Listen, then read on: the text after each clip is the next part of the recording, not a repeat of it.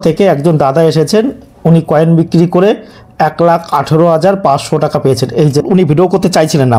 আমার দাদা ভিডিও না করলে লোকে দেখবে কি করে, লোকে না দেখে তো বিশ্বাস করবে না। এই যে দাদা আপনার টাকাটা নিন, উনি কি কয়েন নিন দেখুন, সামান্য পরিমাণে কয়েন উনি দেখাবো। প্রথমে যেটা দেখাবো 5 টাকার একটা এই রেয়ার ক্লোজ কয়েন দেখতে পাচ্ছি স্টিলের, 84 সালের 5 পয়সা।